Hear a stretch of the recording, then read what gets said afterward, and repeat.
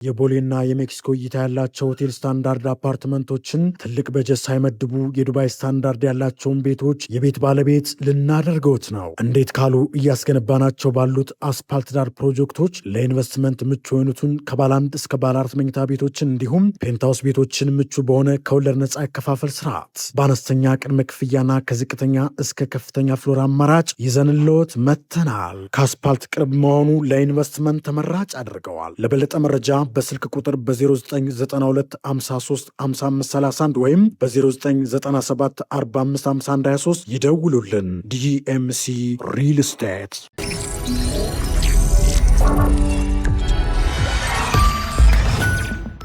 ይህ ከዓለምነህ እንስማ ፕሮግራማችን ነው። ከዓለምነህ እንስማ አሜሪካና ኢራን ስትራቴጂ ቀየሩ። በመጀመሪያ ሰበር ዜና አለን። ዓለም ከሰበሩ በፊት ቡና እናሽትት እንዴ? ትልቁ ሰበር ለኔ ዛሬ የቡና መስተንግዶ በአደይ አውርደው ይመራል። አንዳንድ ጥያቄ እናነሳላታለን። ካሁን በፊት እኮ ሰፊ ልምድ ያላት ጋዜጠኛ ናት። ዓለምነህ እንስማ በመቀጠል የራሷ ፕሮግራም ነበራት። ለምን አቋረጠችው? በኋላ እናነሳባታለን። አሁን በቀጥታ ወደ ሰበሩ እናልፋለን። ዛሬ ሌሊት ቢያንስ 13 ዩክሬናውያን ተገደሉ፣ 40 ቆስለዋል። ምክንያቱ የራሽያ የሚሳኤል ሩምታዎችና የሰው አልባ ወጀብ ያጣመረ ቅጥቀጣ ነው። ኪየቭ እሳት በሳት ሆና ስትነድና ስትጨስ አድራለች። የአፓርትመንት ሕንፃዎችና ግዙፍ መጋዘኖች በሳት ተበልተዋል። አንድ የሕፃናት ሆስፒታልና ትምህርት ቤትም ጉዳት እንደደረሰበት የዜና ምንጮች አመልክተዋል። የራሽያ መከላከያ ሚኒስቴር ስለ ጥቃቱ ሲያስረዳ የኔቶ አቀፏን ዩክሬን ወታደራዊ ተቋማትና ግምጃ ቤቶች ለማውደም ከሰማይ ከምድርና ከባህር ውርጅብኝ ተኩሰናል ብለዋል።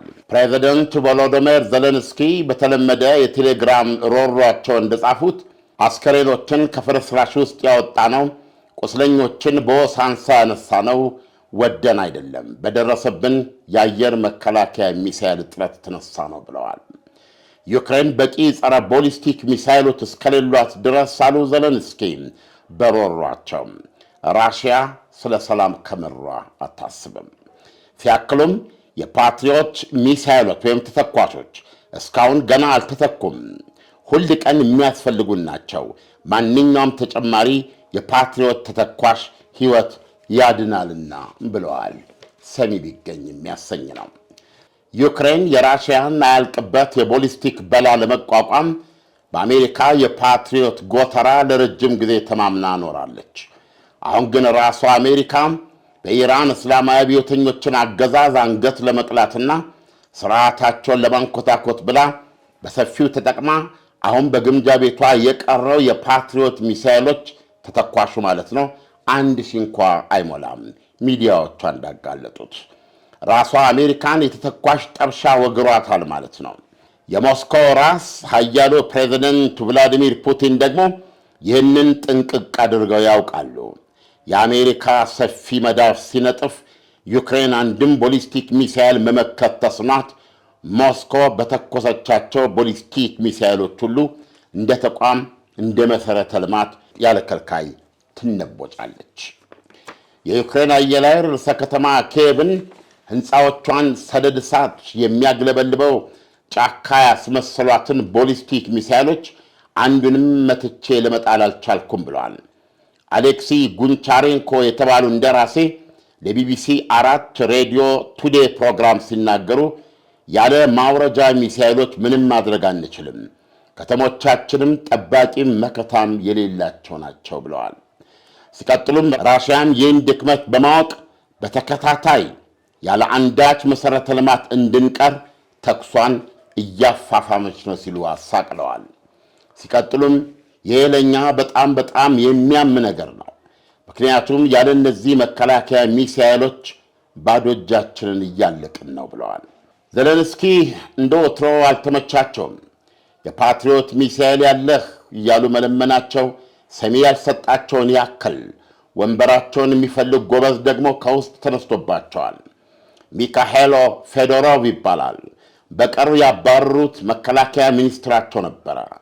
ተወዳጁን መከላከያ ወደ ሥራው እንዲመለስ ዩክሬናውያን ድንገተኛውን የራሽያ የሚሳኤልና የሰው አልባ ምጣድ ሳይፈሩ ተደጋጋሚ የአደባባይ ሰልፍ አድርገውለታል።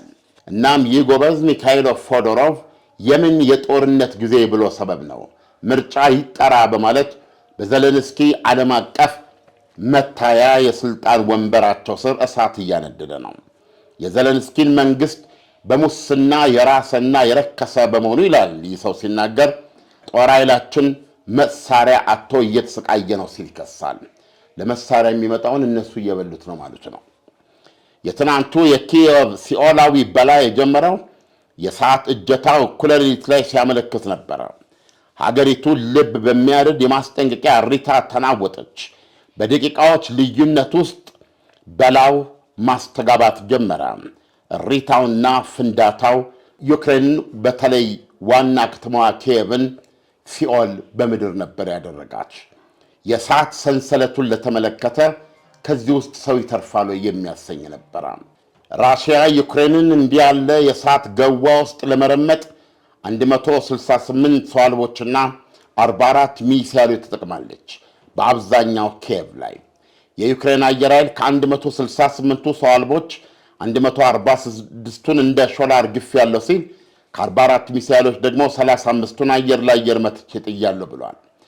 በዚህ ስሌት 22 ሰው አልቦች የታቀደላቸውን ኢላማዎች ሲያነዱ 5 ቦሊስቲክ ሚሳይሎች ደግሞ ኢላማዎቻቸውን ደርምሰዋል ማለት ነው። ቦሊስቲኮቹ አጭር ርቀቶች የሚጓዙ ከ480 እስከ 700 ኪሎ ግራም ቦምብ አፍንጫቸው ላይ ይታጠቃሉ። ውድመታቸው አያድርስ ነው። ዩክሬንም በተመሳሳይ ሁኔታ ራሽያ ላይ የሰው አልባ ናዳ በመክፈት በዚህ ሳምንት 16 ሰዎች ገድላለች በሁለት ጥቃት። ዩክሬን ከሐምሌ ወር ያነሳች የራሽያን የአማዞን መሳ ዋይልድ ቤሪስ ተቋማትን በተከታታይ ጥቃት እያነፈረች ነው። ኩባንያው በዚህ የተነሳ በዩክሬን ቅጥቀጣ ያጣቸውን ግዙፍ መጋዘኖች ጎረቤት ካዛክስታን ውስጥ ሀብዬ እገነባለሁ ሲል አስታውቋል። የዩክሬን መከላከያ ሚኒስቴር እንደገለጸው ዋይልድ ቤሪስ ከነበሩት 10 የትየሌሌ መጋዘኖች አሁን በእጁ የቀሩት 3 ብቻ ናቸው። የቀሩት 7ቱ ተነብጨዋል። አለም ሰበሩን ሰምተናል። ድምፅህ ትንሽ ሻከር ብሏል። ቡና ፉት ትሆን? ጨበራው ተጥዶ ስኔ ሲደረደር ከተፍ ከተፍ አለ የጠቆረ ወታደር ሳቦና ኦኬ። እናመሰግናለን። እንግዲህ መቼም የተሰበር ዜና ሰምታችኋል። ምንም እንደው ዓለማችን ምን እንደነካት አይታወቅም። በአጠቃላይ በዓለም ዙሪያ ውጥረት ነው የበዛውና እናቶቻችንና አባቶቻችን ቡና ያደርጉና ሰላም አውለኝ፣ ቀኝ አውለኝ፣ ምቀኛዬን ጥፎኛዬን ያዝልኝ ይላሉ። ክፉን ያርቅልን። እዛ ላይ ደግሞ እንደው በየቤተ ክርስቲያኑ ጸሎቱን ሲጨምሩበት ሁሉ ነገር መልካም ይሆናል። አለም በኢራንና ሩሲያ መካከል ያለው ጦርነት አሁን ሰበር ላይ እንደምንሰማው ከጊዜ ወደ ጊዜ በጣም እየከፋ ነው ያለው። ዘለንስኪም ከሰማይ የሚወርድበትን ዶፍ ለመቋቋም መመከት የሚችልበት ሁኔታዎች የለም። እስከ መቼ ነው እየተደበደበ የሚቀጥለው? ዳና የውስጥ እግር ማሳጅ የረኩበትንና ጥቅሙን በሚገባ ያጣጣሙበትን አገልግሎቱን በማስፋፋትና በማሳደግ እነሆ ሁለተኛ ቅርንጫፉን ከፈተ። ዳና በአዲሱ ቅርንጫፋችን ሙሉ የማሳጅ ስቲም፣ የሳውናና የሞሮኮ አገልግሎት መስጠት ጀምረናል። ለቤተሰብ ለጥንዶችና ለሙሽራዎች ከነሚዜዎቻቸው ዳና ማለፊያ ምርጫ ነው። ዳና ቁጥር 1 ብስራተ ገብርኤል አፍሪካ ህንፃ 3ኛ ፎቅ። አዲሱ ቅርንጫፋችን ቡልጋሪያ ማዞሪያ በግዙፉ ድሪም አፓርትመንት። ዳና እንግዲህ የፖለቲካ ውሳኔ ይጠይቃል። ዘለንስኪና ኔቶ ይህን ጦርነት ማሸነፍ እንዳለባቸው ያምናሉ። ቢያንስ አሁን ባለው ደረጃ አሁን ባለው የመሬት ራሽያ ባለችበት ቦታ ተገታ ጦርነቱ በዛ እንዲቆም ይፈልጋል። ስለዚህ አንዱ ሰበርና ምናልባት ሁሉንም መስራት አንችልም አንዳንዴ ለዚህ ቅርታ ጠይቃለሁ። የአዲሱ የእንግሊዝ ጠቅላይ ሚኒስትር ስማቸውን ገና አላወቅሁትም እና የእንግሊዝ ጠቅላይ ሚኒስትሮችን መከታተል አድካሚ ሆኗል። ድሮ በጣሊያን ነበር የሚታወቀው። በዚህ ጣሊያን በአመት ውስጥ 3-4 ጠቅላይ ሚኒስትር ሊኖራቸው ይችላል እና አንዳንድ የጨወራ ሰርግ ይመስላል እና አንዳንድ ጊዜ የጣሊያን ጉዳይ ያሳስብ ነበር። አሁን እንግሊዝ እንደዛ አይነት ሀገር እየሆነች ነው። ጀርመንም እኮ ከአንጌላ በኋላ እኮ ፐርፌክት በምርጫ ነው የሚያደርጉት እነሱ። የፖለቲካ ሲስተማቸው እንደዛ ነው። ከአንጌላ በኋላ እኛ ነበሩ። አሁን ነው ወደ እንግሊዝ ስትመጣ ግን ከጸጉረ ድፉ ቦድባጃው ጠቅላይ ሚኒስትር በኋላ አሁን ባለስልጣን አራተኛ ጠቅላይ ሚኒስትር ነው የመጡት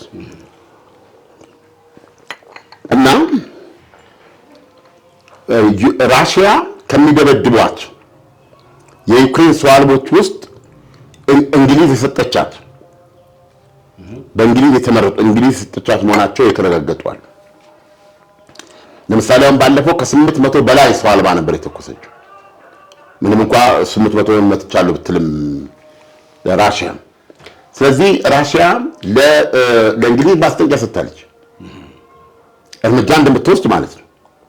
እና እንግሊዝ ጠቅላይ ሚኒስትር ለዚህ የሰጡት ምላሽ ምንድነው? ሲጀመር ዩክሬን እንደግፋለን፣ ዩክሬን ራሷን እንድትከላከል መደጋፋችን እንቀጥላለን ብለዋል። አሁን ራሽያ እየነፈረች ነው ያለችው።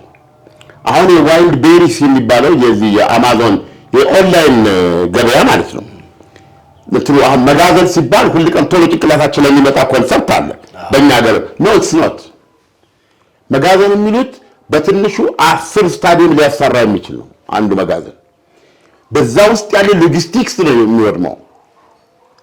አገር በለው ከአስሩ 7ቱ ነው የወደመው ያለችው። ይሄን ደግሞ ራሽያም አላስተባበለች። ስለዚህ ኩባንያው ምንድን ነው ያለው? ኔክስት ጎረቤት ካዛክስታን ሄጄ እገነባለሁ እንጂ ሩሲያ ራሽያ ሴፍ አይደለም። ራሽያ የምትቀበለው ጉዳት ይሄ ነው። እንደገና ደግሞ ሪፋይነሪ ነዳጅ ማጣሪያዎች በሞስኮ ዙሪያ ያለ የወደሙ ስለመጡ ከአንድ እስከ ማስገባት ደርሳለች። ከፍተኛ ወረፋ አለ። በዚህ በተለይ እቺ ምንድነው ተባለ ደሴቷ ማለት የውሃ ገብ መሬቷ የሩሲያ ዋትፈር ከፍተኛ የነዳጅ ችግር ነው ያለው። ስለዚህ እነዚህን ድብደባዎች የሚያደርሱት በምዕራባውያን የሚሰጡ መገጣጠሚያዎች ብቻ ነው፣ ዳይሬክትሊ እንትና የሰራቻቸው ማለት ነው። የእንግሊዝ ሰው አልቦች ማለት ነው። እንደ ስቶርም ሻዶ የእንግሊዝ ሚሳይል ነው። ስለዚህ አሁን ለራሽያ ማስጠንቀቂያ ጠቅላይ ሚኒስትሩ የሰጡት እንቀጥላለን የሚል ነው። እዚህ ላይ ብቻ ላይ ያነሳል አይደለም። አሁን በእስራኤል እና በቱርክ መካከል ሁኔታዎች በጣም ዳር እየወጡ ነው። የእስራኤል አየር ኃይል ድብደባ አድርጓል አሌፖ አካባቢ ሶሪያ ላይ። የሶሪያ መንግስት የማናው የአሌፖ አየር ማረፊያ የቱርክን ወታደር ቱርክ የሆነ ቦታ ሶሪያ ውስጥ ገብታ እንዳትይዝ እስራኤል እያስጠነቀቀች ነው። ያ ከሆነ የህልውና አደጋ ነው፣ ደግሜ ያሳያለሁ። መልእክቱን ግን ቱርክ እየወሰደች አይደለም። መከላከያ ሚኒስትር ቃጥ ምንድን ነው ያሉት? እኔ ለኤርዶጋን የምመክራቸው እዛው እንደለመዱት ፓርላማቸው ውስጥ ቢደነፉ ነው የሚሻለው። እዛ ውስጥ የሚሉት እንደ መሬት አደርጋለሁ የሚሉ ከሆነ ከባድ ሰስ የሚፈጥሩት የሚል ነው። የከፍተኛ ውጥረት ነው። እዚህ ጋር የቱርኩን ታመጣና ከሳውዲ አረቢያ ከፓኪስታን ጋር ኒውክሌር ታጣቂ ብቸኛ ሙስሊም ሀገር እንደዚህ ሶስቱ ወታደራዊ ጥምረት መስርቷል። የኔቶ አይነት ኢንኬዝ ቱርጉት ማናቸው ኤርዶጋን እንግዲህ ያለን ብለው ወታደር አስገቡ እንበል እና ምን ይመጣል? ወታደር ቢያስገቡ እስራኤል ትመታለች። የማይቀር ነው። ዘን እንደሱ ሁለቱ ተጋጡ ማለት እና ሳውዲ አረቢያ እስራኤል ልትተኩስ ነው፣ ፓኪስታን እስራኤል ልትተኩስ ነው። ጥምረቱ እስከተፈጠረ ድረስ ወታደር ጥምረት አለ እና አንቀጽ 5 ነው የሚጠቀሙት። ግብጽም ደግሞ ቱርክ ተነካች፣ ሳውዲ ተነካች ማለት ነው። እንዲህ አይነት ስምምነት አለ። ስለዚህ ደግሞ እስራኤል ደግሞ ከፓኪስታን ጀርባ ከህንድ ጋር ስትራቴጂክ ግንኙነት አላት። ከፍተኛ ጦር መሳሪያ ገዢ ነች ህንድ ከእስራኤል። በዛ በኩል ከግሪክ ጋር ጠንካራ ግንኙነት አላት። ከቆጵሮስ ጋር ጠንካራ ግንኙነት አላት። እነዚህ ደግሞ ቱርክን በኤጂያን ባህር በኩል ጠርቅቀው መያዝ የሚችሉ ኃይሎች ናቸው። ኤቭሪዌር በዓለም ላይ ብትሄድ የምነግር በአሁኑ ሰዓት አንድ ጤነኛ መሪ አታገኝም። በዓለም የስልጣን ቦታ ላይ አንድ ጤነኛ ዶናልድ ትራምፕና ኢራን ተናንቀዋል። ተያዘን እንጠፋለን ነው አይደል? እስኪ ንገረኝ ሴፍ ኤሪያ ቻይና ምን እያደረገች ነው? ታይዋንን ለመውረር ማናቸው ጂ ጂንፒንግ ሁሌ በእርምጃ ቤተመንግስት 4 ይመለሳሉ። እዛ ላይ ናቸው ያሉት። ይሄ የማይቀር ነው። ጃፓን ደግሞ ወደዛ የምትንቀሳቀስ ከሆነ ቻይና ቀጣይ ድል የለኝም የፈለገው ይመጣል ነው። ኤቭሪዌር ብትሄድ ያለ አንዳች ገላጋይ ዓለም ሁሉ በየቦታው ለመተራረድ የዘጋጀበት ጊዜ በዚህ የሚያስተባብለኝ ካለ እኔ እስካሁን ድረስ በዚህ በእድሜ በጋዜጠኝነት ዓለም ቆይቻለሁ። ዓለም እንደዚህ ባለቤት አልባ ሆኖ ሁሉም በፓራሹት መሬት ላይ ትመጣል አለ እና አስቀድሞ የማን መሆኑ ያልተከፋፈለ መሬት ላይ ትመጣ ምን ብታደርገው ከዚህ የኔ ነው የምትለው ነገር የለም። እንደዛ ነው ነገር ይተፈጠራል። እኔ ግን አሁን ለምሳሌ አንደኛው ዓለም ጦርነትን እንውሰድ፣ ሁለተኛው ዓለም ጦርነትን እንውሰድ። እጅግ በጣም በርካታ ህዝብ ያለቀበት ዓለም ከፍተኛ ሰቆቃ ያየችበት እናት ልጇን አባት ልጁን ቤቱን ማስጣል ያልቻለበት ትልቅ ዘግናኝ ትዕይንት የተከናወነበት ነው። አሁን ስታየው ገላጋይ የለም። አሁን ሰው እየተዋደነ ነው። ወደ ማይቀረው ጦርነት ለመግባት የሚያስብ ነው የሚመስለው። ዓለም ከትላንት አይማርም ማለት ነው። ዓለም እኔ ከምለው ይሄንን አልበርት አንስታይን ያለውን ብቻል እንደ ሰው ብዙ ነገር የሚያደርግ የለም ማለት አንዱ እሱ ነው አይደል? የሪሌቲቪቲ ስፔስን ዲፋይን ያደረገልን ሰው ግን ምንድን ያለው ሌላ ቀጥሎ በሰው መጠን ደደብ አይገኝም ነው። በሰው መጠን ደደብ አይገኝም ማለት ደደብ ባንሆን የትናንቱን አንደግም። ገብቷል? አንደኛ ዓለም ጦርነት፣ ሁለተኛ ዓለም ጦርነት ከዛ ደግሞ በየቦታው ብትሄድ ምንም ከስተቱ አይማርም። ስለዚህ አንዳንድ ጊዜ ምንድነው የምታወራው ሰውን እንዲመራ የሆነ መንፈስ ነው ትላለህ። ገብቷል? ስለዚህ ሪፒቲሽን ነው። ሶስተኛ ዓለም ጦርነት በእሱ አመለካከት ምንድን ነው ያለው አልበርት አንስታይን አራተኛው የሚባል ጦርነት ካለ እሱ የሚካሄደው በድንጋይና በቆመጥ ነው ይላል። ምን ማለቱ ነው? በሶስተኛው ዓለም ጦርነት የሚተርፍ የዓለም ስልጣኔ የለም ማለት ነው። ስለዚህ አሁን ባለው ሁኔታ ሁሉም ለየራሱ ነው ቆሞ ያለው። ለምንድን ነው ያ የነበረው ዓለምን ጋቨር የሚያደርግ የነበረው ዌስተርን ፓወር ተሸረሸረ፣ ተሰነጣጠረ። በአንጻራዊነት የሚሞጉት የሚቀናቀሉት ኃይለኛ ኃይሎች ተወለዱ። እነዚህ አሁን ቶታሊታሪያን የሚላቸውን እኮ ድሮ ኮሚኒዝምን ጨምሮ በማንኛውም መመዘኛ በብዙ መንገድ እኩል ይሁን እንጂ ከምዕራባውያን የሚልቋቸው ማለት ነገር ነበር። እኛ ጂንስ የለበስነው ሶቪየት ህብረት ከፈረሰ በኋላ ይህን ማንም መካድ አይችልም። ሶቪየት ህብረት የሚማሩ ልጆች ያደርጉት አንድ ጂንስ ካለ አገር ተሽከርክራለ። እጥረት አለ። ኮሚኒዝም ሶሻሊዝም ማለት የጥረት ኢኮኖሚ ነው። ምንም ያወላል። እኛ ቴሌቪዥን እኮ የጌቶች እንትን ሆኖ ነው የኖር ነው አይደል? አንድ ማት እኮ እንትን አለ ወይ ቡትቶ የለበስ ነው የተማር ነው። ምንድነው አንዱ ጋር እንደውም አንዱ ምን አለ በጣም እንትን ይላል ነው በልጅነት ያለ ብሩ አንደኛ እውነቱን መናገር አለብን።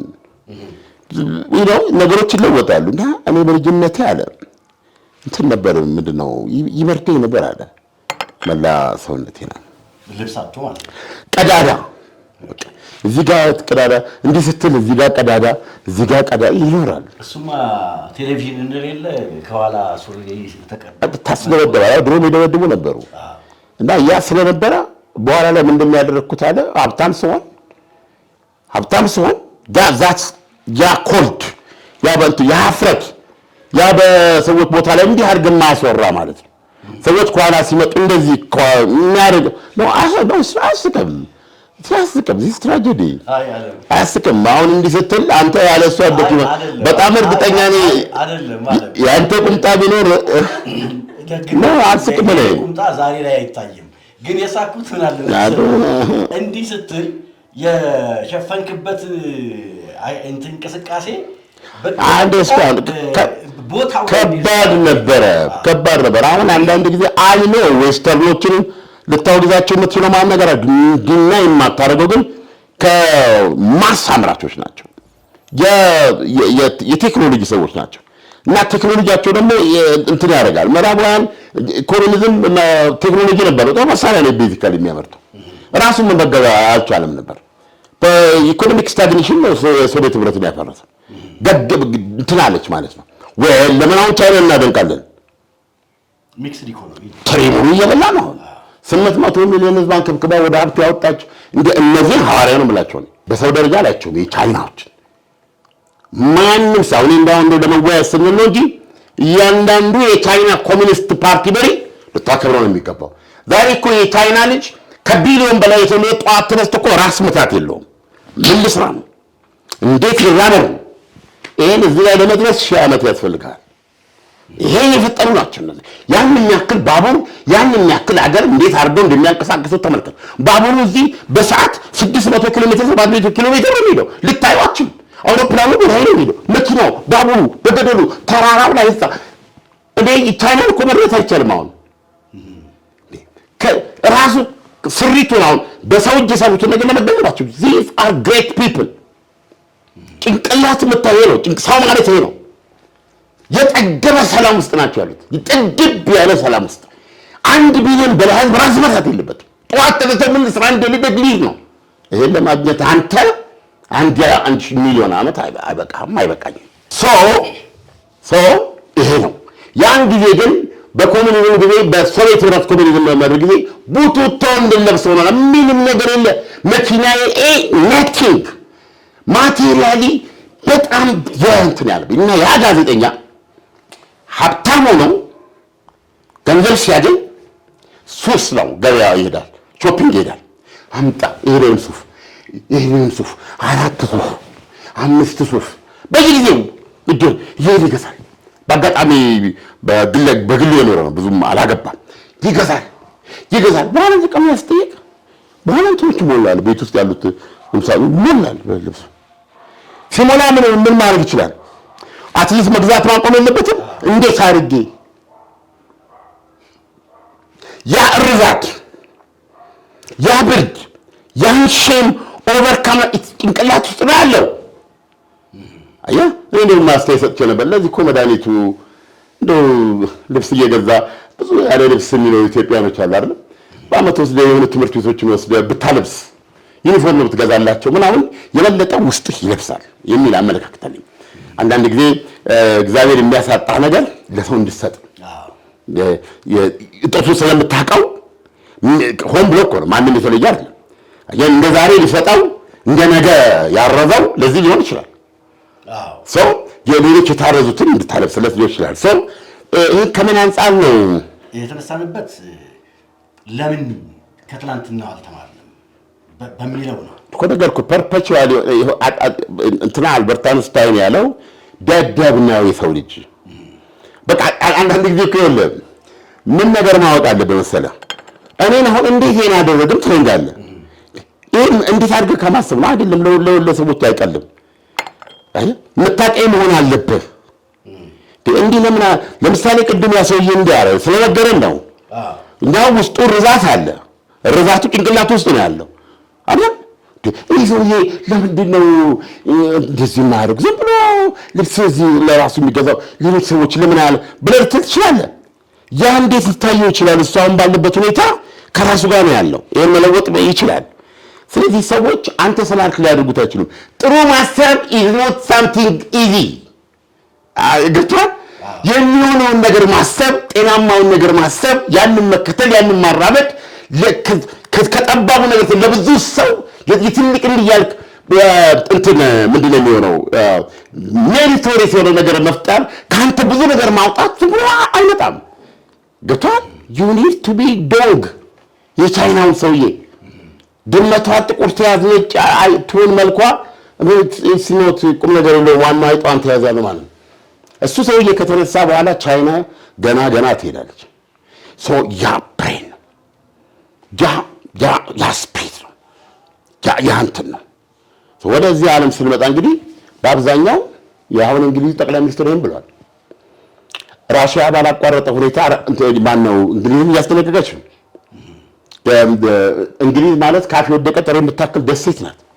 ብዙ ጊዜ ራስ ዶናልድ ናቸው ቭላዲሚር ፑቲን አሁን እንጂ የብሔራዊ ደህንነት ምክር ቤት ሊቀመንበሩ የቀድሞው ፕሬዚደንት ማን ነበር? የቀድሞው ፕሬዚደንት የነበረው ማለት ነው ምክትል ነው። የማን ነው? የቭላዲሚር ፑቲን ምክትል ነው። ሜድቬዴቭ ብዙ ጊዜ ብሎታል። በኒውክሌር ውሃን የምንቀቅልሽ ብለዋታል ደጋግሞ። ገብቷል። በሰርጓጅ መርከብ ስትመታ ውሃው ሱናሚ ይፈጠራል። በእንትን የተበጠበጠ ማለት ነው። በሱ ነው የምንቀቅልሽ ብለዋል። እንግሊዝ ግን አይዶንት እንደተማመነች ነው ወደ ኋላ አትልም። ስለዚህ አሁን አንድ ቀን ከረታት አንድ ቀን ጠዋት ስንነሳ ራሽያ እንትና ላይ እርምጃ ወሰደች ምን ዜና ሊሰማ ትችላለህ።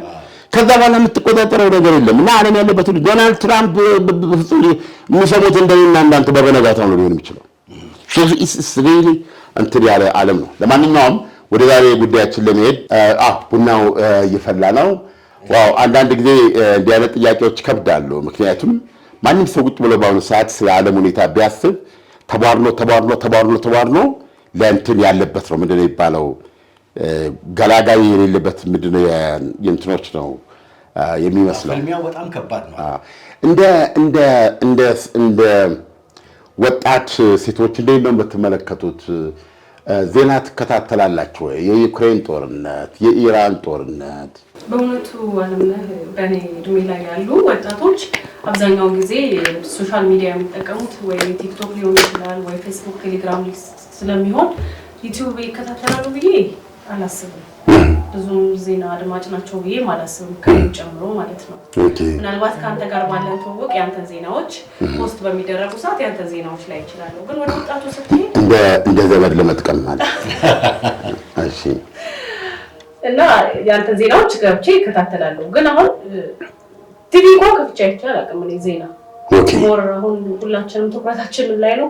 ቲክቶክ በደንብ አድርጎ ይዞናል። አብዛኛው ወጣቶች በቲክቶክ ነው ተጠምደው ያሉት ብዬ ነው የማስበው። እና ዓለም በምን ሁኔታ ላይ እንዳለች ወጣቱ ባንቺ እድሜ ያለው የተወሰነው ግንዛቤ የለውም ብለን እንውሰድ።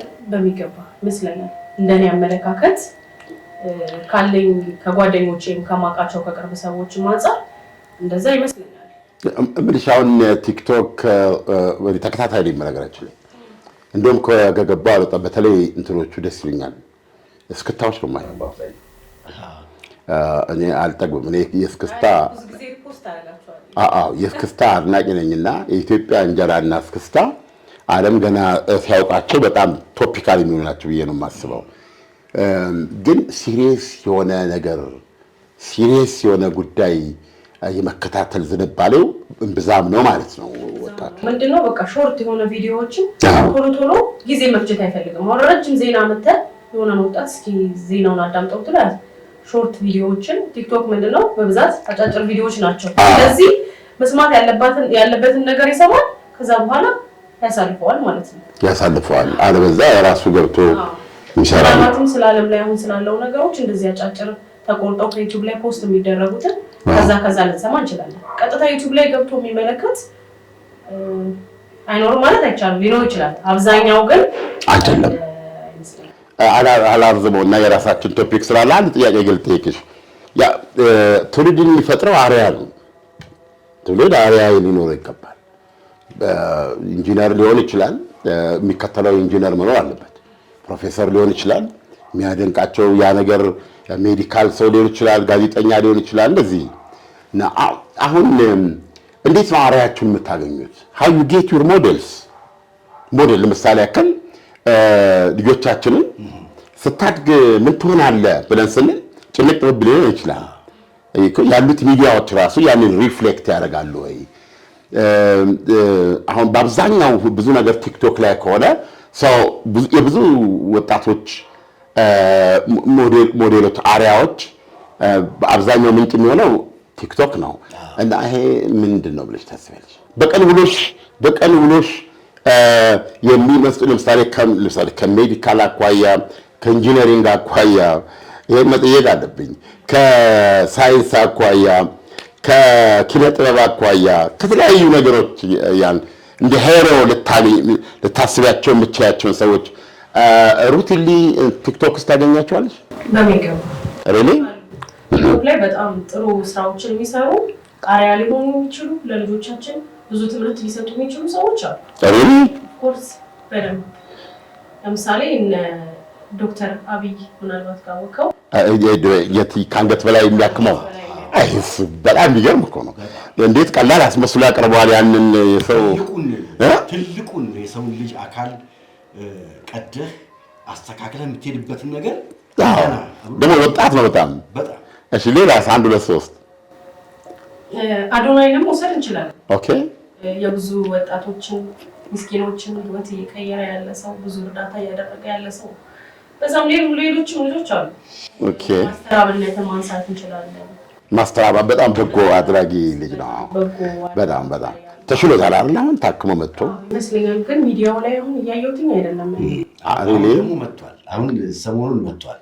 አንድ እዚህ ፊቱ ላይ ያበጠ ልጅ መንገድ ላይ አግኝቶ አነጋግሮት ከዛ እሱን የሆነ ሐኪም አክመዋለሁ ብሎ ወደ አዲስ አበባ ይዞት መጥቷል እና ሰሞኑን ደግሞ መጥቷል። ተሽሎታል ብዬ አስባለሁ። ኦኬ ወደ ዋናው ነጥባችን እንሄዳለን። ታንክ ዩ። እሺ አለም አሁን ቅድም ስናነሳውና አንተም ስትተነትነው የነበረው ጉዳይ ምንድን ነው? እንግዲህ አሁን የስትራቴጂ ለውጥ ላይ ምን መጣ ነው የሚሻለው? የስትራቴጂ ለውጥ ላይ ነው እና አሁን አደይም ስታነሳ ያነሳችው ፎከስ ያደረገችበትን ፖይንት ይኸው። ዓለም ፎከስ እያደረገ ያለው ማህበረሰቡ ፎከስ እያደረገ ያለበት ፖይንት አለ። እዛ ደግሞ ላይ ያሉት ባለስልጣናቱ ደግሞ እየተፋጁበት ያለ ነጥብ አለ። ስለዚህ አንድ የሽግግር ሂደት እየተከናወነ አይመስልህም ወይ? አንደኛው አካል ከነበረበት ቦታ ላይ ላለመልቀቅ እየተፋለመ የሚመጣውን መስዋዕትነት ሁሉ ለመክፈል እየተዘጋጀ፣ ሌላኛው አካል ደግሞ የነበረውን አልፎ ለመሄድ የሚከፈለውን መስዋዕትነት ሁሉ ለመክፈል እየተፋለመ ባለበት ሂደት ውስጥ የሚጠፉትን ጥፋቶች፣ የሚወድሙትን ንብረቶች፣ የሚያልፈውን የሰው ልጅ ህይወት ለመቀበል ኮምፕሮማይዝ ለማድረግ የተዘጋጀ ኃይል አለ። የቦሌና የሜክሲኮ እይታ ያላቸው ሆቴል ስታንዳርድ አፓርትመንቶችን ትልቅ በጀት ሳይመድቡ የዱባይ ስታንዳርድ ያላቸውን ቤቶች የቤት ባለቤት ልናደርገውት ነው። እንዴት ካሉ እያስገነባናቸው ባሉት አስፓልት ዳር ፕሮጀክቶች ለኢንቨስትመንት ምቹ የሆኑትን ከባለ 1 እስከ ባለ 4 መኝታ ቤቶችን እንዲሁም ፔንታውስ ቤቶችን ምቹ በሆነ ከወለድ ነጻ ያከፋፈል ስርዓት በአነስተኛ ቅድመ ክፍያና ከዝቅተኛ እስከ ከፍተኛ ፍሎር አማራጭ ይዘንልዎት መጥተናል። ከአስፓልት ቅርብ መሆኑ ለኢንቨስትመንት ተመራጭ አድርገዋል። ለበለጠ መረጃ በስልክ ቁጥር በ0992535531 ወይም በ0997455123 ይደውሉልን። ዲኤምሲ ሪል ስቴት። አሁን አንተ ከጠየቀው ሽግግር ቢለውን ነው መውሰድ ያለብን። ሽግግር በሚለው ውስጥ እንግዲህ የዚህ ሁሉ መሰረት ዋናው አሁን የምናየው አጠቃላይ የተቀባጀረ የሚመስል ነገር መገለጫው በአሜሪካና በቻይና መካከል ያለው ነው። ሽግግር ማለት እሱ ነው። አሜሪካና ቻይና አሳልፊኝ የሚል ነገር አላቸው። ስለዚህ እነዚህ ሁለት ሀገሮች አሁን ለምሳሌ በአሜሪካ አስተዳደር ውስጥ ሁለት ወታደራዊ አመለካከቶች እየነጠሩ ወጥተዋል ይላል ሙግቶች ያሉት። አንደኛው ወገን ምንድነው የሚለው አሜሪካ በአጠቃላይ ከዚህ ዓለም አቀፋዊ ጣልቃ ገብነት ራሷን ትሰብስብ፣ ራሷን ሙሉ በሙሉ ከዓለም ታውጣ እና ሙሉ ትኩረቷን ወደ ቻይና ታድርግ። ሌትስ ፋይት ቻይና። እግር በእግር በኢኮኖሚ በቴክኖሎጂው እና በጦር ኃይል ደረጃ የቻይናን እርምጃ ማመቅ የሚያስችል አቅም እንገንባ። ይሄ ምን ማለት ነው? በሌላ አነጻጸር የሚመጣ አሁን አንተ ሽግግር ያልከው ነገር ቻይና አሜሪካንን አልፋ የምትሄድበት አይነት ሽግግር አይመጣም። ቻይና አሜሪካ ላይ እንዳደርስ ግን መጠርቀቅ የሚለውን የሚያራምዱ ናቸው። ሁለተኛው አስተሳሰብ የለም አሜሪካ ለጥቅሞቿና ለአጋሮቿ ደህንነት ስትል ወታደራዊ ጣልቃ ገብነት ላይ ከኢራን ጋር እንደምታደርገው ጦርነት ማድረግ አለባት። ከኢራን ጋር የምታደርገው ጦርነት ኢራን ስጋትነቷ ለእስራኤል ብቻ ሳይሆን ለሳውዲ አረቢያ ነው። ስጋትነቷ ለሰለጤው ነው። ምክንያቱም ኢራን የራሷ ርዕዮተ ዓለም ያላትና ይህ ርዕዮተ ዓለሟ ደግሞ ትልቅ ሀቦክ ሊያስነሳ የሚችል ነው። ክልሉን ያለውን የስልጣን አወቃቀር ሊገለባብጥ የሚችል ነው። ኃይል የሚበግራት ኃይል እስከሌለ ድረስ ማለት ነው። አሁን በወዳጅነትና በጠላትነት የምናገረው አይደል። ስለዚህ ይህ ስላለ የአሜሪካ ጣልቃ ገብነት ለእነዚህም ለእስራኤልም ደህንነት ነው። ለምን እነዚህ ሀገሮች ሰላጤዎቹና እስራኤል የአሜሪካ እንትኖች ናቸው፣ ምንድነው ሸሪኮች ናቸው። ስለዚህ ይሄን ማድረግ አለብን ብለው የሚያምኑ አሉ። አሁን እነዛኞቹ የሚከራከሩት ምንድነው አሜሪካ ጣልቃ እየገባች እዚህ ስትዋጋ፣ በሌላ በኩል ግን ቻይና የመጨረሻውን የሚዘርር ቡጢ አሳርፋ ጥላ ልትሄድ ነው። አየህ እኛ በየቀኑ ጥይት ስንተኩስ እሷ በየቀኑ ወደ ጎተራዋ ጥይት ታስገባለች። ገባ? እኛ በየቀኑ ገንዘባችንን እዚህ ስንዘራ እሷ ገንዘቧን ባንክ ታስገባለች። የመጨረሻው የዓለም ከባድ ሚዛን የፍጻሜው ጨዋታ ዕለት ምናልባት በንፋሱ ነው የምጥለን። ሳትመታን ራሱ እንደዚህ ስታት ትጥለናለች። እኛ ከስተን ኮስምነን ተገጣጥመን ነው የምንገባው፣ ቆሳስለን በኢራን ጦርነት፣ በዩክሬን ጦርነት እንደዚህ የሚል አመለካከታል። ስለዚህ ሁሉ ቀን በአሁኑ ሰዓት ላይ በዓለም ላይ ያለው ይሄ ሁሉ አስደናቂ ቻይና የምትመራው ራሽያ ወደ ባጥቃ ይዛ የምትከተለው ገብቷል። ሰሜን ኮሪያና ኢራንም እንደዚህ ከኋላ ተያይዘው የሚሄዱበት ምንድነው የሚጠሩት ራሳቸውን እና ደግሞ በተዘዋዋሪ ደግሞ ከዚህ የምንድን ይባለው የብሪክስ ከምትላቸው ሀገራት የንግድ ግንኙነቱ እንደዚህ አይነት ግንኙነቶች የምዕራባውያንን ተቀናቃኝ ያልነበረው ኢኮኖሚያዊ፣ ወታደራዊ፣ ሳይንሳዊ ርዕዮተ ዓለማዊ የበላይነት ምን አድርገውታል? አንቀውታል። አንዳንድ ኤሪያ ላይ አቅም አሳጥተውታል።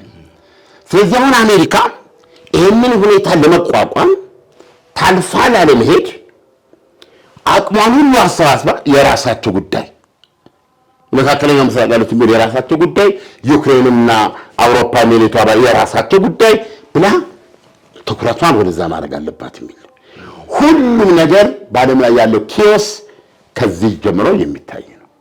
ይሄ ምን ማለት ነው? አሁን እነ አሜሪካና እነ ቻይና ቢግ ዌይ እንደ ኃይል የምዕራቡና የምስራቁ ዓለም ካምፕ የበላይነት ጥያቄ በሚመጣበት ጊዜ እኛ ትንንሾቹ ጋር ስለሚደረገው ድርጊት ተው እንኳን ለማለት ጊዜ ላይኖራቸው ይችላል። ገባ? አሁን እዚህ ሱዳን ውስጥ የሚደረገው ጦርነት እኮ ዓለም ሳይሰማው ነው እኮ በራሱ ደክሟቸው ያቋቁመዋል። አላቆሙ ደክሟቸው ካላቆሙ ሰው ማንም ዞር ብሎ ጊዜ የለም። በፊት ግን በተባበሩት መንግስታት መግለጫ ወጣል፣ የልኡካን ቡድን ይገባል። ምንድነው እሱ ይልከርሰው አያ። ስለዚህ ይሄ ቅድም ያልከው መሰረቱ ዋንኛው ማሰሪያ ይሄ ነው። ለዚህ ነው የቻይናና የአሜሪካ ያው ቻይና ስር ራሽያን ምናምን በሁለቱ መካከል ያለው ውጤት የዩክሬን ጦርነት ዳይሬክት ውጤት የዩክሬን ጦርነት የማይቆምበት ምክንያት ይሄ ነው። ከብታል አሁን የዩክሬን ጦርነት ኦክቶበር 7 ወልዷል የሐማስን ጥቃት it is not ብዙዎቻችን እንደምናስበው ማነሱ ሰውየው የሀያ ሲንዋር ብዙ ነገሮችን አስቦ ብዙ የበራሱ ስሌት ነገሮችን አቀጣጥለው ነው የሄደው። ግን ዝም ብሎ አልተነሳም። እነዚህ በሙሉ የዩክሬን ጦርነት ውላጆች ናቸው። የኢራን ጦርነት አሁን እዚህ የሚካሄደው የዚሁ የዩክሬን ጦርነት ውላጅ ነው። ለምሳሌ አንድ ነገር በዚህ መደምደም እንችላለን። የስትራቴጂ ለውጣቸውንም በዚሁ ነገርና ቭላዲሚር ፑቲን አሁን ይደበደባሉ። ይነቦጫሉ እንትን ላይ ምንድነው በዚህ በሰው አልባ ሞስኮ አንዳንዴ ስታየው አሁን እቺ የነ ቤጂንግ እኩያ ናት ትላለህ። እቺ የነ ዋሽንግተን እኩያ ናት። እቺ የነ ለንደን የነ ቦን የነ ፓሪስ እኩያ ናት ወይ? ቱምቡክቱ እንኳን አሁን ሰላም ናት። ቱምቡክቱ ነው የሚደፍራት። ቱምቡክቱ እዚህ አፍሪካ ውስጥ የማን ሀገር ከተማ ነው?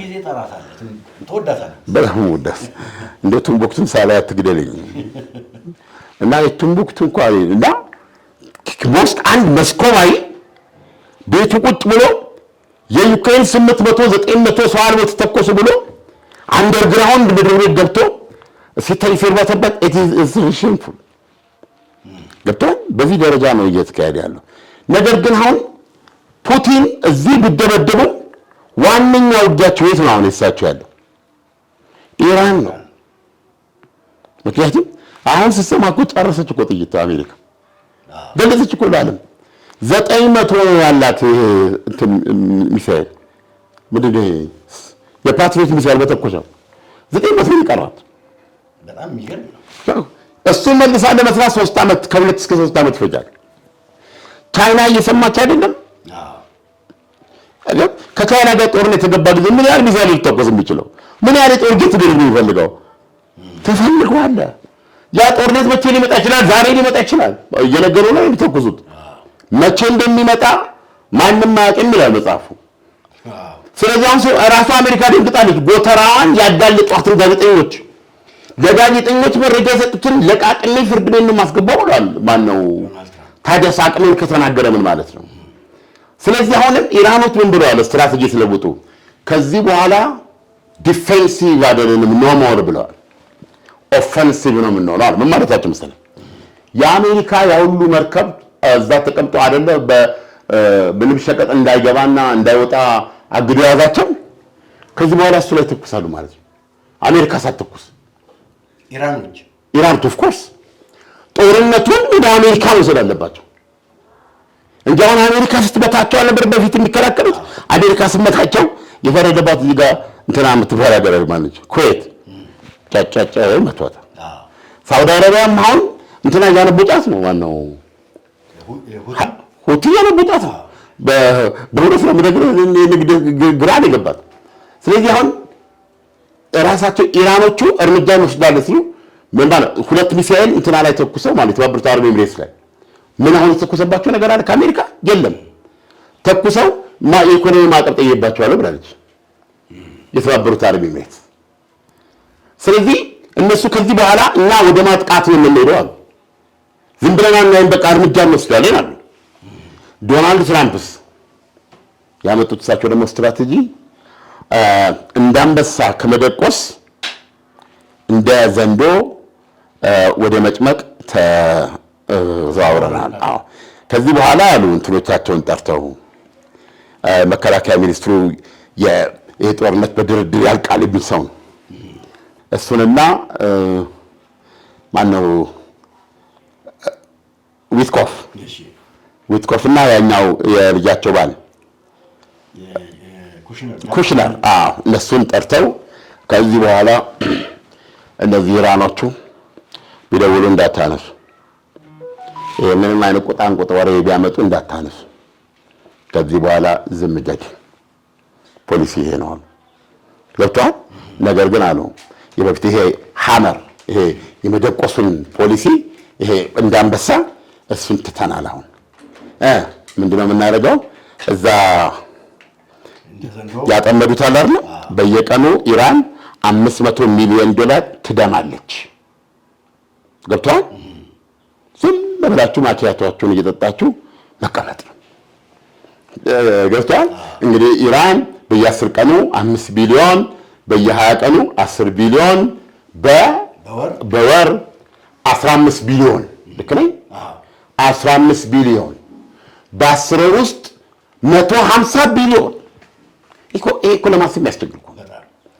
አሁን ውስጥ ደግሞ ያላቸው ኢኮኖሚ ዳቦና ሩዝ ማለት ሩዝና ስጋ የሀብታሞች እየሆኑ ነው ማለት እንግዲህ ሩዝ ደረጃ አለው ታች ድረስ እስከ እንቅጥቃጭ አለው። አሁን ሰዎች ያማራቸውን ሩዝ ኢራን ለመብላት አይችሉም። ከስራ የወጡ የወደሙ ስራዎች፣ የጠፉ ፋብሪካዎች እና እንደገና ደግሞ የመጨረሻ ሀብታም በቀን እኮ $500 ሚሊዮን ምን ማለት ነው? ወደ አፍሪካ አታስበው። አንዳንዴ እኮ እንደዛ አይነት ሁኔታ ነው ያለው። ስለዚህ በዚህ እንደ ዘንዶ ጨምቀን አየር እናሳጣታለን። መጨረሻ ላይ እሺ ጌታዬ በቃ ያላችሁትን እቀበላለሁ ያለች ቀን ጥሩኝ ያሉት ዶናልድ ትራምፕ ያኔ ለውጥ እሺ አድርጋለሁ አሁን ለመደራደር እፈልጋለሁ ዶናልድ ትራምፕ የሚሉትን አውቃለሁ ያሉ ጊዜ ብቻ ወደዛ እንሄዳለን። ከዚህ በኋላ እንዳትሄዱ ብለው እሳቸው ነግረዋል። ከዚህ በኋላ ደግሞ ኢራኖች ዝም ብለን አንመለከትም። ምክንያቱም ዶናልድ ትራምፕ ተመቷል። በተቻለው አጋጣሚ ቀዳዳ አግኝቶ ክብሩን ሳያጣ በፊት ሹክክ ብሎ ለመውጣት ነው የሚፈልገው።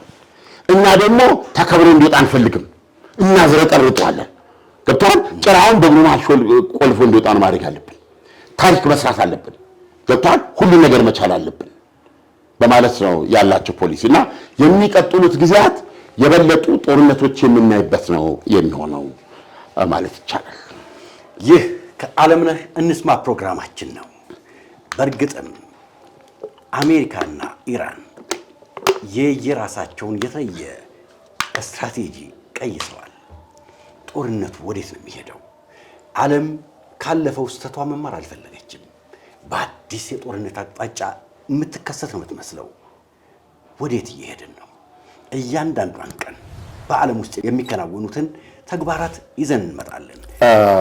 እንግዲህ ፕሮግራማችን እዚህ ደርሷልና የፕሮግራሙን ስንብት በማሳሰቢያ የቡናውን መስተንግዶ በመራችልን ባሌ ብናደርገውስ? መልካም። አዋዜን ላይክ፣ ሼር፣ ሳብስክራይብ አድርጉ። በሱፐር ታንክስ ማበረታታት ትችላላችሁ። አዋዜን ላይክ፣ ሰብስክራይብ፣ ሼር ያድርጉ።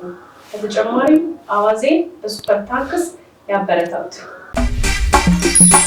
ዳና የውስጥ እግር ማሳጅ የረኩበትንና ጥቅሙን በሚገባ ያጣጣሙበትን አገልግሎቱን በማስፋፋትና በማሳደግ እነሆ ሁለተኛ ቅርንጫፉን ከፈተ። ዳና በአዲሱ ቅርንጫፋችን ሙሉ የማሳጅ ስቲም፣ የሳውናና የሞሮኮ አገልግሎት መስጠት ጀምረናል። ለቤተሰብ ለጥንዶችና ለሙሽራዎች ከነሚዜዎቻቸው ዳና ማለፊያ ምርጫ ነው። ዳና ቁጥር 1 ብስራተ ገብርኤል አፍሪካ ህንፃ 3ኛ ፎቅ። አዲሱ ቅርንጫፋችን ቡልጋሪያ ማዞሪያ በግዙፉ ድሪም አፓርትመንት። ዳና